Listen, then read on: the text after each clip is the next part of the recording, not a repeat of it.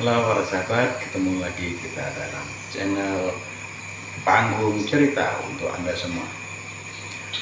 Kali ini saya akan menceritakan kisah Raja Suku Tunjung.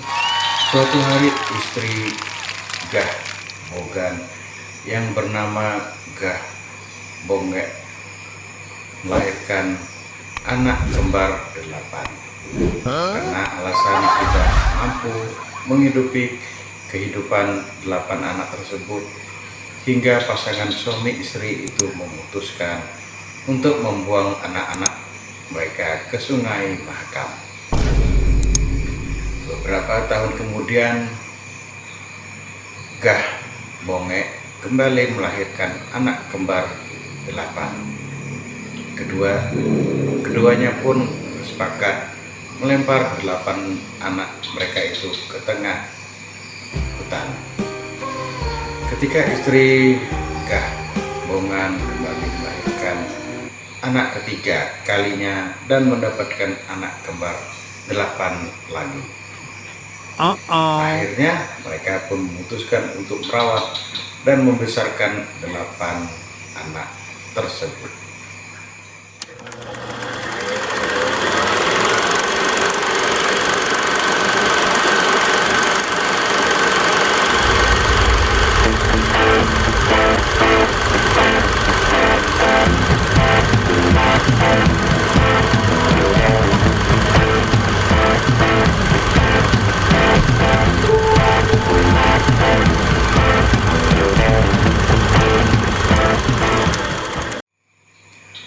Kali ini saya akan menceritakan kisah Raja Suku Tunjung. Suatu hari istri Gah Bogan yang bernama Gah Bongek melahirkan anak kembar 8. Karena alasan tidak mampu menghidupi kehidupan 8 anak tersebut, hingga pasangan suami istri itu memutuskan untuk membuang anak-anak mereka ke Sungai Mahakam. Beberapa tahun kemudian, Gah Bongek kembali melahirkan anak kembar 8. Keduanya pun sepakat melempar 8 anak mereka itu ke tengah hutan. Ketika istri Gah Bongan kembali melahirkan anak ketiga kalinya dan mendapatkan anak kembar 8 lagi. Akhirnya mereka pun memutuskan untuk merawat dan membesarkan 8 anak tersebut. Waktu terus berjalan, 8 saudara itu tumbuh dewasa. Sehari-hari mereka mencari ikan di sungai, memenuhi kebutuhan mereka. Suatu hari saat mereka sedang makan bersama-sama, tiba-tiba terdengar suara gaib dari langit.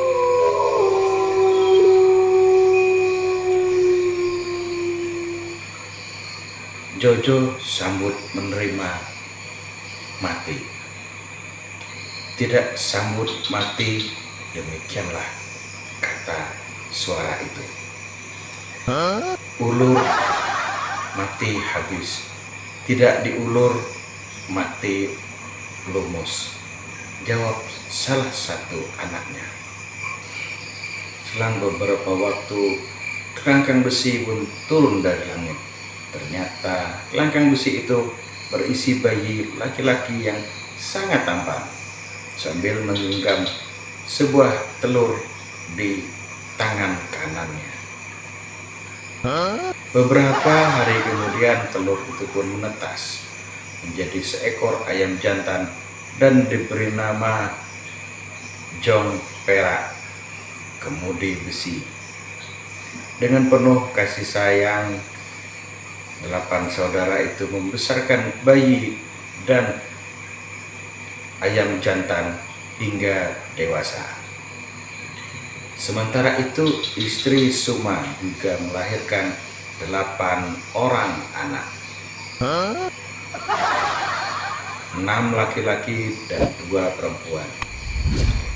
Kini 8 putra putri Suma tersebut sudah beranjak dewasa.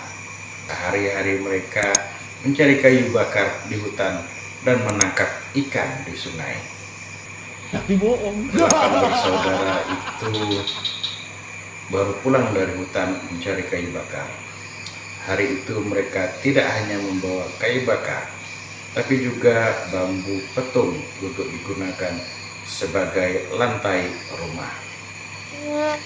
Ketika mereka sedang asik melepas lelah di depan rumah, tiba-tiba terdengar suara letusan keras yang disusul suara tangis bayi beberapa saat setelahnya. "Hai, suara apakah itu?" Salah satu dari mereka berkata. "Sepertinya suara letusan itu berasal dari tumpukan kayu bakar yang kita bawa tadi," sahut saudaranya. "Kalau begitu, ayo kita periksa." Setelah memeriksa sumber suara letusan tersebut, bambu petung yang dibawa mereka tadi meledak dan mengeluarkan seorang bayi perempuan yang mungil dan rupawan yang sangat cantik, yang juga menggenggam sebutir telur yang diberi nama Muk Bandar Bulan. Putri Muk Bandar Bulan tumbuh menjadi seorang gadis yang cerdas dan bijaksana. Dengan telur yang sudah menetas, kini tumbuh menjadi ayam betina.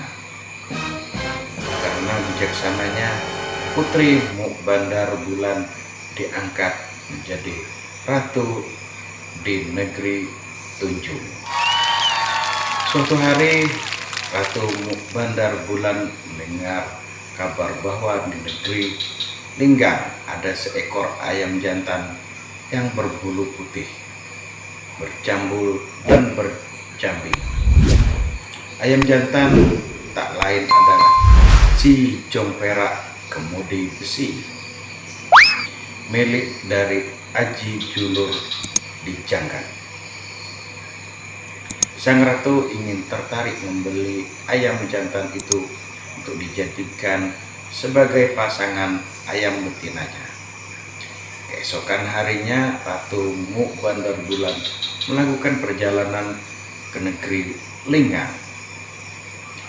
Di saat bersamaan, Aji Julur diangkat juga tengah melakukan perjalanan ke negeri Londang. Saat itu keduanya rombongan saling berhadapan. Tak disangka kedua ayam mereka saling sahut menyahut, tanda mereka sedang tertarik satu sama lain. Tak hanya ayam mereka, pemilik ayam pun telah saling jatuh hati. Kakanda bersama Sang Hyang Geragas Peti, anak Sirai, anak Raja Sahyang Nata Dewi Kencana Pri dari negeri Bukit Karangan Sari. Kata Muk Bandar Bulan kepada Aji Julur di Janggat,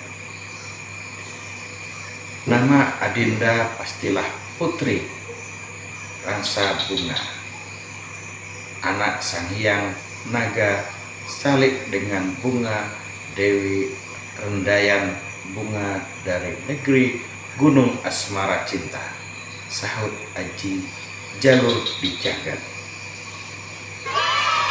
Mengenai satu sama lain oleh karena mereka sangat cocok dan sudah saling mengenal asal-usul masing-masing.